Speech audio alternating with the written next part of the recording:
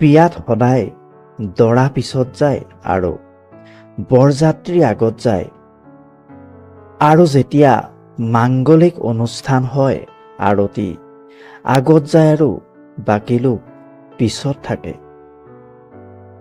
কোৱাৰ অৰ্থ এইটো যে যেতিয়া আমি সুখত থাকোঁ সকলো মানুহ আমাৰ আগে আগে যায়, আৰু যেতিয়া দুখত পৰে তেতিয়া কোনো নাথাকে।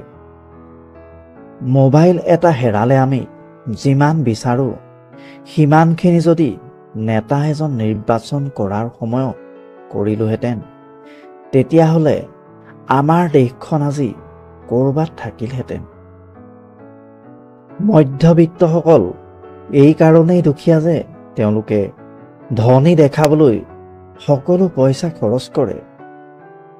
বিল গেটছে কেতিয়াও নকয় যে তেওঁ ধনী বুলি, কাৰণ তেওঁ ধনী হয় আৰু সেইটো সকলোৱে জানে। কিন্তু এনেকুৱা কিছুমান ব্যক্তি আছে যিয়ে ধনী দেখুৱাবলৈ নিজৰ বস্তুবোৰ বাৰে বাৰে আনক হিচাপ কৰিবলৈ দিয়ে। ব্লাড বেংকত কোনেও নুসুধে এই তেজখিনি হিন্দুৰ নে মুছলিমৰ নে আন ধৰ্মৰ মানুহৰ। তেতিয়া এনেকুৱা লাগে যেন পৃথিৱীৰ সকলো মানৱতা তাতেই লুকাই আছে।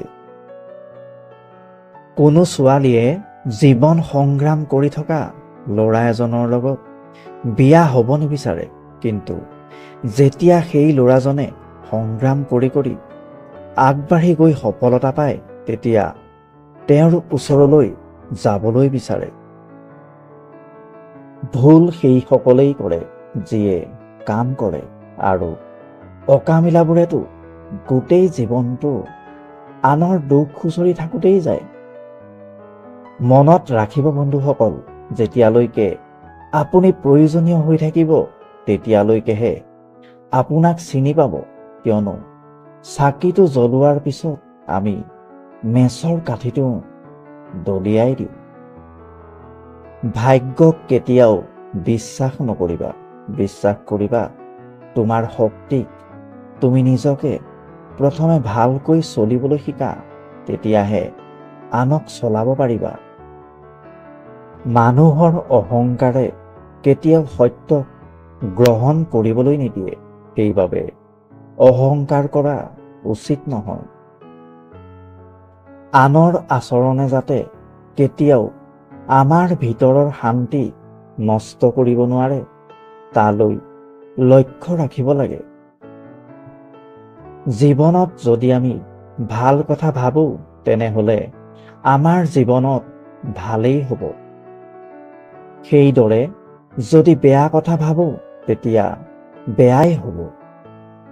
জীৱনৰ সকলো বস্তুৰ বাবে এক নিৰ্দিষ্ট সময় আছে, সেয়ে ধৈৰ্য ধৰা আৰু জীৱনৰ প্ৰতি কৃতজ্ঞ হোৱা।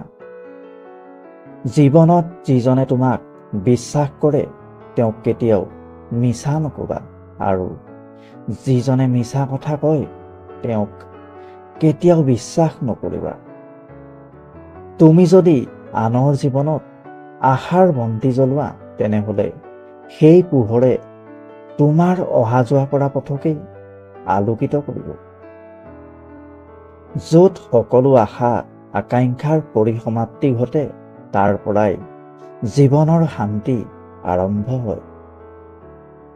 যদি কাৰোবাৰ ওচৰত সম্পূৰ্ণ পৰিয়াল থাকে, ভোজনৰ বাবে পৰ্যাপ্ত খাদ্য থাকে আৰু বাসস্থান থাকে, তেনেহ'লে সেই মানুহজন কেতিয়াও দুখীয়া নহয়। পৃথিৱীত এনে কোনো বিষ নাই যিয়ে যোগাত্মক বা পজিটিভ মানুহৰ ক্ষতি কৰিব পাৰে, আৰু পৃথিৱীত এনে কোনো অমৃত নাই যিয়ে কোনো ঋণাত্মক বা নিগেটিভ মানুহক সুস্থ কৰি তুলিব পাৰে। জীৱনত পোৱা কষ্টবোৰেই হ'ল আমাৰ বাবে শ্ৰেষ্ঠ উপহাৰ, যিবোৰৰ পৰা আমি শিকিব পাৰোঁ।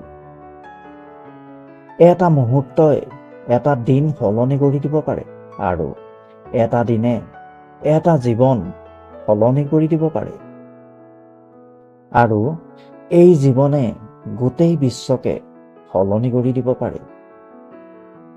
ভৱিষ্যতৰ সপোনত হেৰাই নাযাবা, অতীততো হেৰাই নাযাবা, কেৱল বৰ্তমানত মনোযোগ দিয়া। গৌতম বুদ্ধক কোনোবা এজনে সুধিছিল, মানুহৰ ভুল ধাৰণা কি? গৌতম বুদ্ধই উত্তৰ দিছিল যে মানুহে ভাবে তেওঁলোকৰ হাতত বহুত সময় আছে, কিন্তু তেওঁলোকৰ সেয়া ভুল ধাৰণা।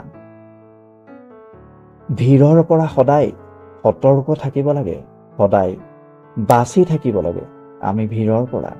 কিন্তু এনেকুৱা কিয়?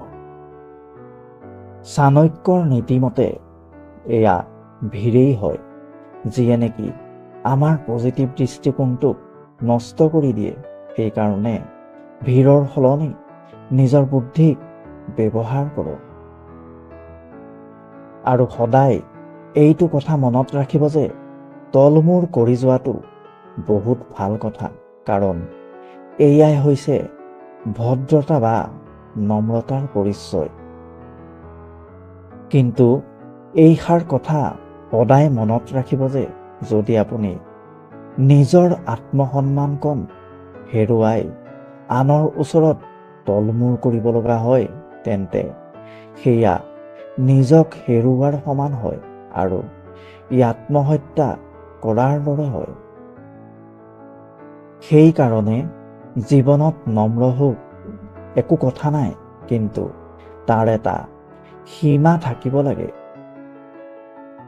কেতিয়াও কাকো নিজৰ আত্মসন্মানৰ সৈতে খেলিবলৈ দিব নালাগে।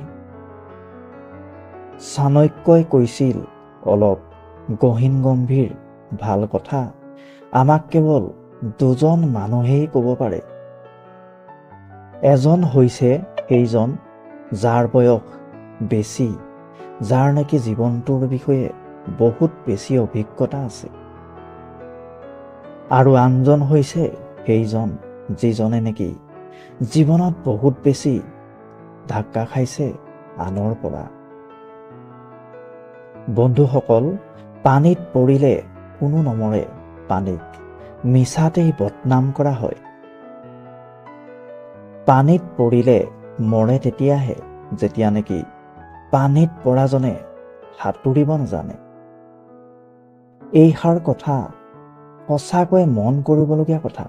বন্ধুসকল, আমাৰ জীৱনটো তেতিয়াই বহুত কঠিন হৈ পৰে যেতিয়া নেকি আমি নিজক সলনি কৰাৰ পৰিৱৰ্তে চাৰিওকাষৰ পৰিস্থিতিবোৰক সলনি কৰিবলৈ চেষ্টা কৰি থাকোঁ। ভগৱানে আমাক সকলোকে একেখিনি মাটিৰেই বনাইছে, মাথো পাৰ্থক্য ইমানেই যে কোনোবা বাহিৰে ধুনীয়া আৰু কোনোবা ভিতৰি ধুনীয়া। সেইকাৰণে কয় যে সুন্দৰতা পৰিচয় চোৱাজনৰ দৃষ্টিৰ ওপৰত নিৰ্ভৰ কৰে। চাণক্যই কৈছিল, আদৰ নাই য'ত নাযাব আপুনি ত'ত।